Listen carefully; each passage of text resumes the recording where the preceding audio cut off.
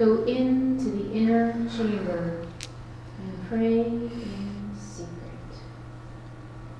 So let us do just that. I invite you to turn within. Close the outer door. If it feels comfortable, close your eyes and allow yourself to turn within. To turn within and connect with the divine presence at the core of your being.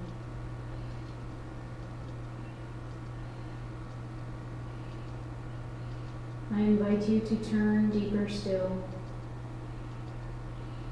to that secret place within your soul where you are surrounded with the essence of love.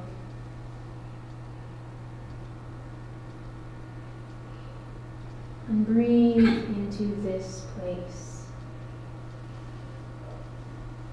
Allow the rhythm of the breath to relax each and every organ, each and every muscle, to quiet your mind and to soothe your heart.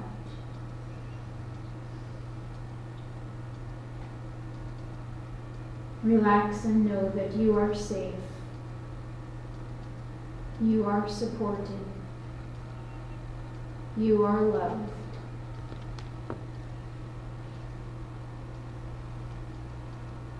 Take another long, deep breath and allow this breath to calm your mind. In this time of inner quiet, acknowledge the presence of Spirit, the invisible essence of the divine that you feel with your heart.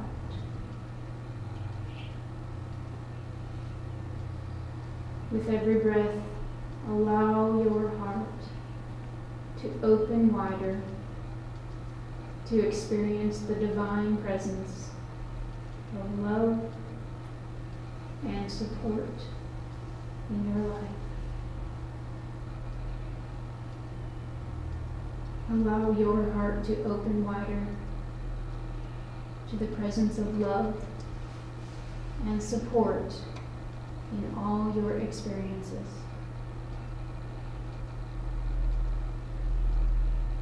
Allow your heart to open wider to the presence of love and support in times of discomfort.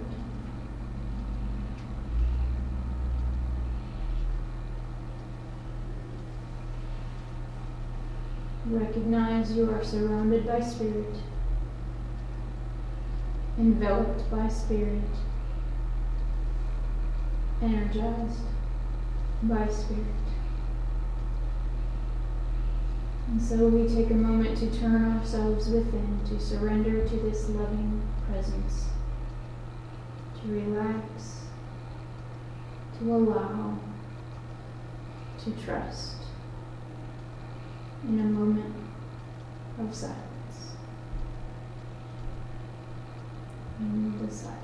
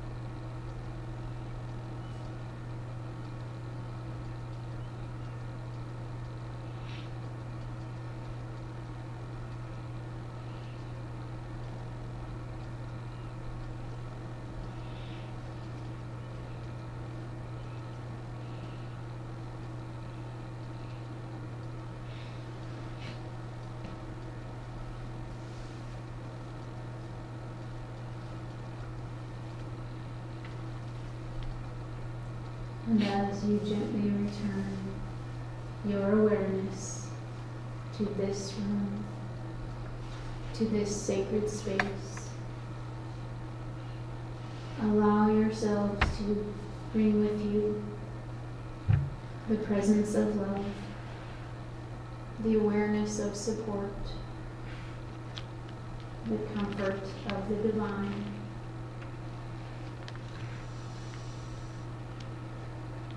And as you breathe into this now moment, know that you can return to the silence to renew your strength, to find perfect love, to be filled with grace, and to recognize your true self.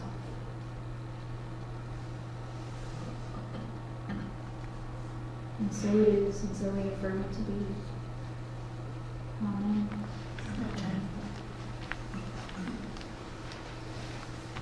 Welcome back. Y'all were so peaceful, I thought I could leave you there for a while. But there's a potluck today, and I knew you would recognize when you become hungry. So, it's a pleasure to join this wonderful, vibrant community this morning. So thank you for having me. And there's no surprises. So when I saw Mark Stanton Welch, Welcome to a New Day, that was the first line of my talk, and I'm like, there are no accidents. So welcome to a new day. Each and every day we have the opportunity to begin anew. With each and every breath we have the opportunity to begin anew. I'm sure you've heard that countless times with the leadership that you have here and are so blessed to have with this community. The challenge is, all this beginning anew requires us to also have a new thought. Not the same old repetitive thoughts that go la la la la la la la la la. You all have your own, right? Okay, I knew I wasn't alone there. So it requires us to have a new thought, a new pattern of thinking, a new pattern of behavior in order for us to really create and embrace and manifest a new day. We have to consciously choose a new direction in our habits, in our thoughts, in our health, in our finances. I'm so glad to hear that you were doing the prosperity class here and following the inner urge to recognize, what are my thoughts about prosperity, abundance? What are the thoughts I wish I had? What are the thoughts I need to work towards? What are the thoughts that no longer serve me that I need to release and allow on their merry way?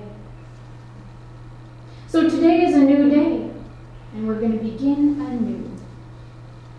In Unity, you know that there's no reason to wait for someone else's calendar to begin a new day, so we're going to begin a new day right here and now. You ready? Yes. All right. So today, we have the opportunity to celebrate the abundance of blessings in our lives, and to plan for the divine substance that is ours for the asking. Because it's already there in the universal realm of thought. All we need to do is ask, and it's there. So the celebrating part is the easy part. We give thanks for the abundance that comes into our lives. We give thanks for the abundance that comes into this ministry.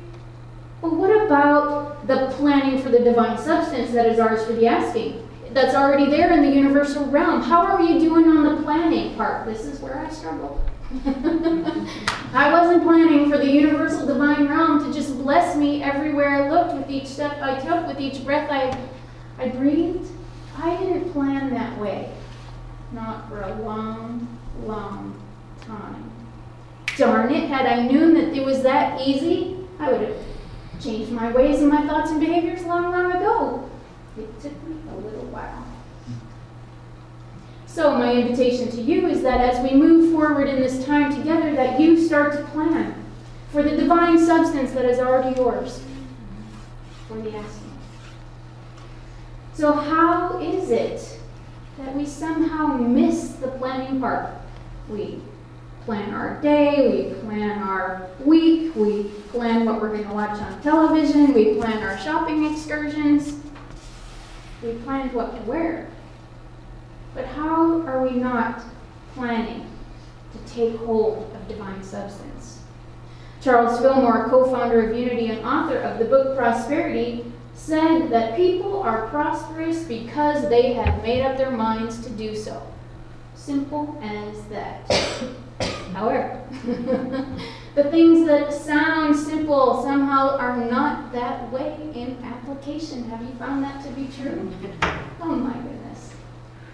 So he says, make up your mind to be prosperous. Who here is willing to make up their mind to be prosperous?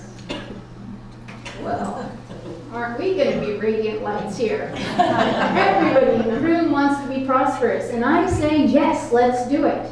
Of course, they have made the opportunity to be prosperous, and we all want to make that choice to choose to be prosperous, so let's just do it. Done. So let's affirm right now. I now give myself permission to prosper in all ways. Together, I now give myself permission to prosper in all ways. So much energy. Let's do it again. I now give myself permission to prosper in all ways. You guys are awesome.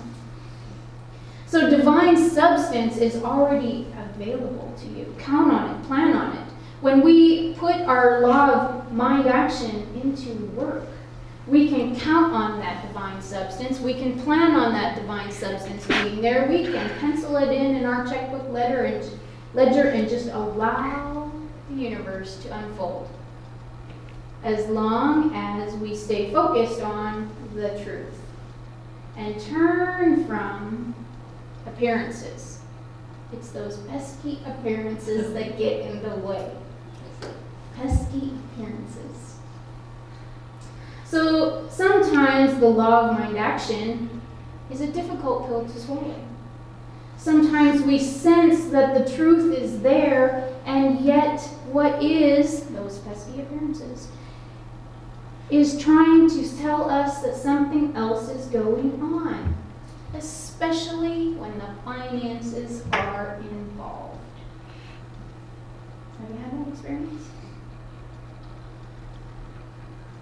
The key to recognizing this deeper nugget of truth is not only in recognizing that the truth is there, that the divine substance is there, but to recognize, whoops, that's the second time I've done that. To recognize how powerful we are when we practice our truth, when we remember to put it to work. We have the opportunity to create with our thoughts and energetic vibrations. Sometimes we're not so thrilled with what we create with our thoughts and energetic vibrations, but there is a golden nugget of truth in that as well. And so I have learned through my own experience that I need to look at the things that I've created that I'm not so keen and thrilled about, because it has a message. It has a message to me about a deeper level of truth that I as an individual need to learn. And I believe that that works for all of us as an individual and sometimes as a collective. And so it is important to open our mind and heart to the lesson that is underlying that truth, so that you can be pushed forward and propelled to recognize and apply the laws that we know to be true at a higher level of efficiency in our lives. So when something pops up, it's like, oh yay.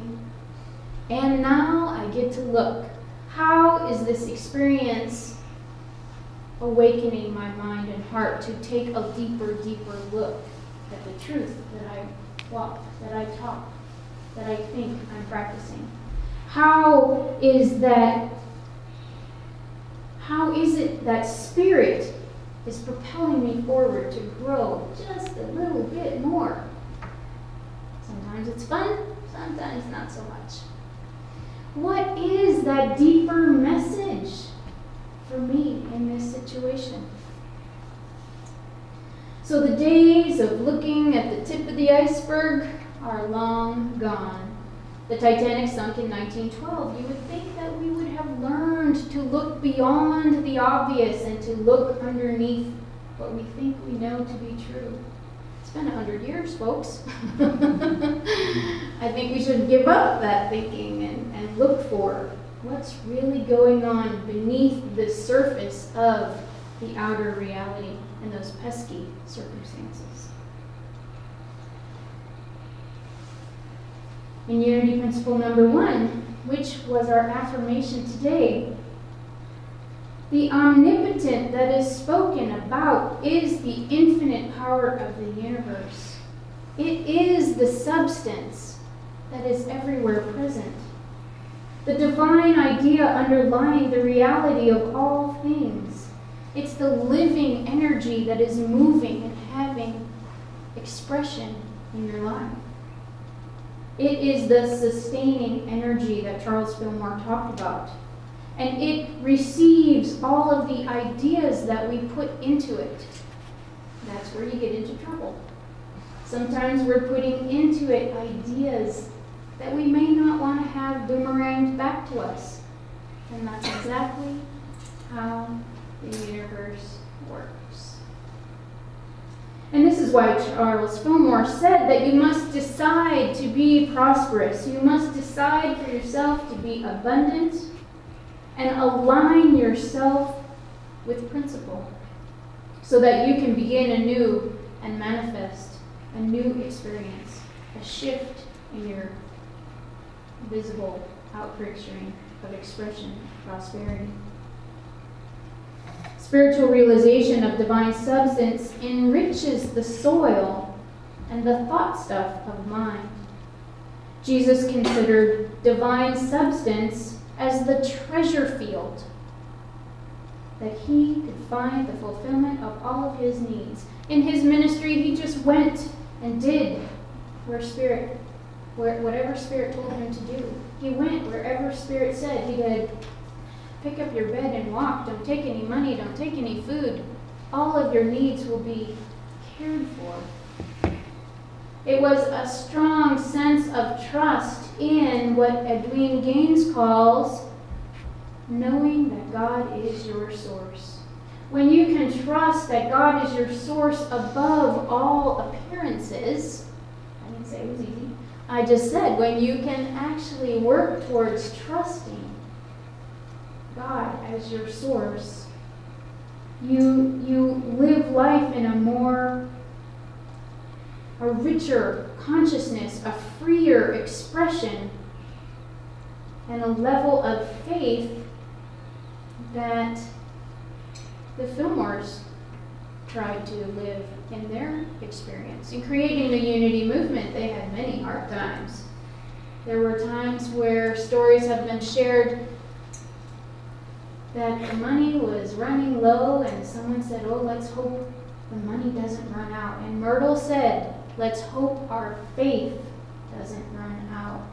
Because it is the faith that we carry in our minds, our hearts, our physical being that we must live as an expression of divine substance.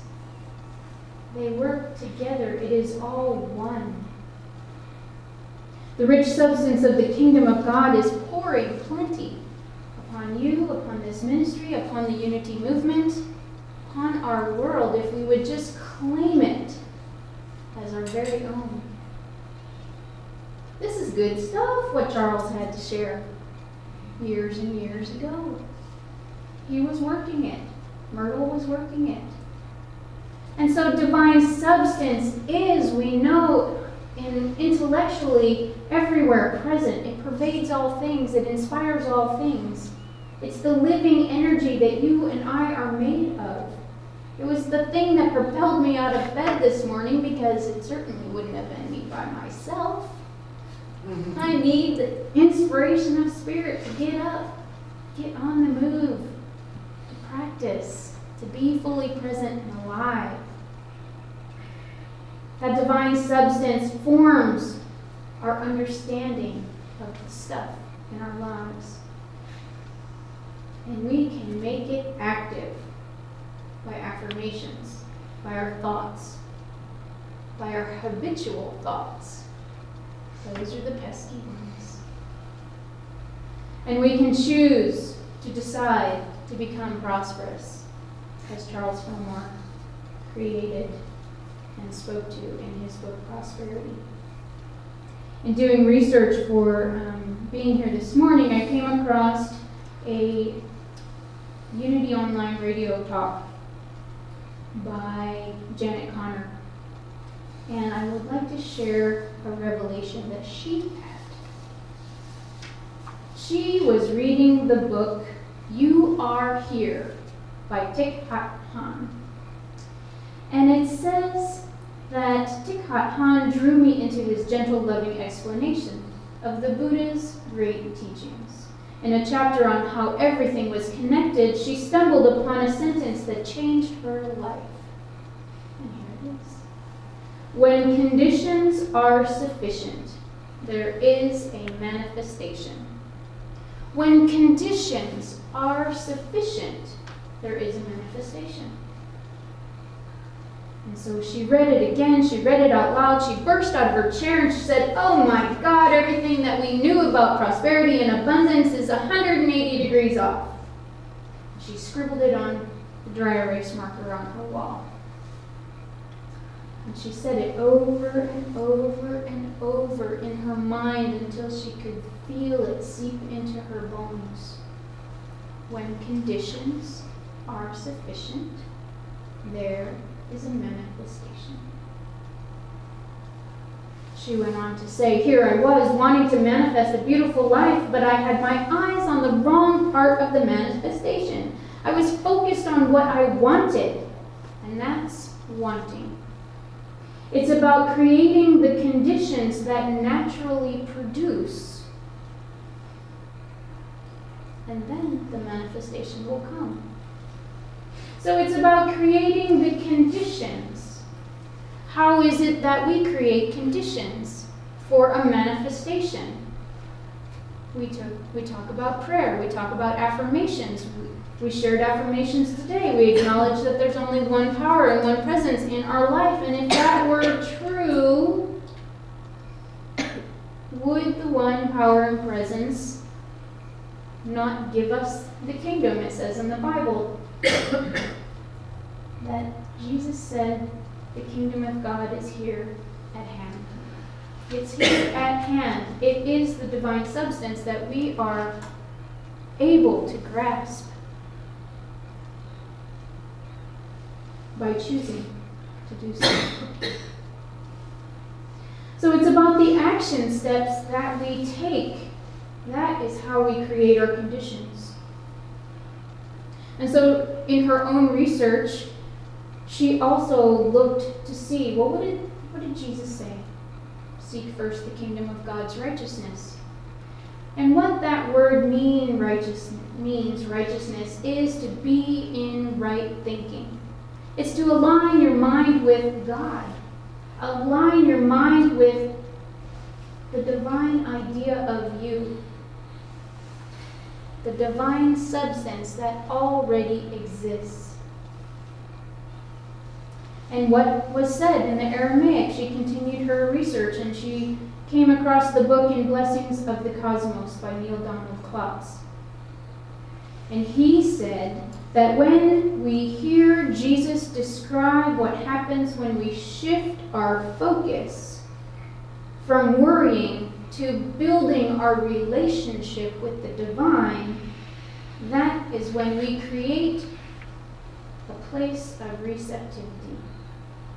We are open and receptive to then grasp the divine substance and draw it to us.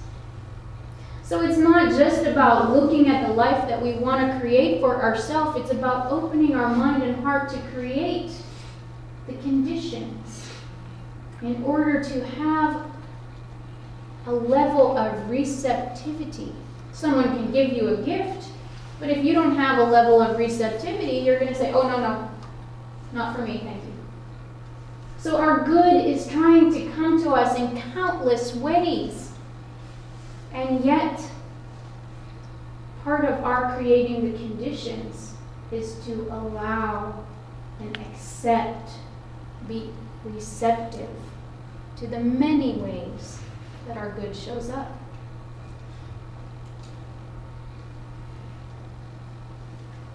Buddha and Jesus taught the same thing in this regard. You create a beautiful life by creating your own fertile conditions, not by asking for things, but by building your spiritual life, by putting your attention to your connection to the divine within.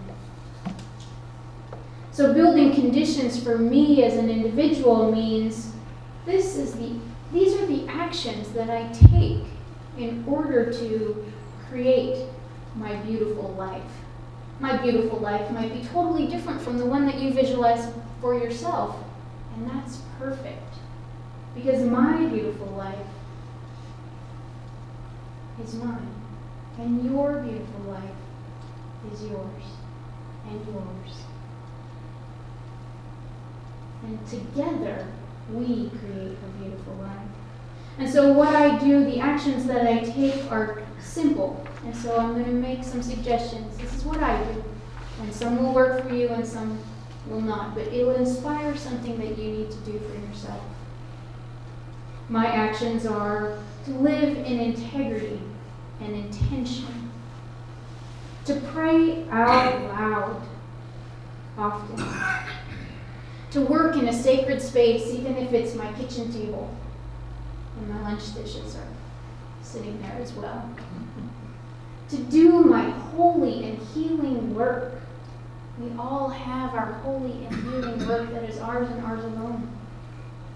To focus on what is coming in so that I can recognize the gifts and the blessings that are coming my way. And I don't say, oh, no, that's not for me. And to have a grateful heart. To read some, to meditate more, and to think about God, universal life source, and the divine substance that surrounds us all the time, if possible.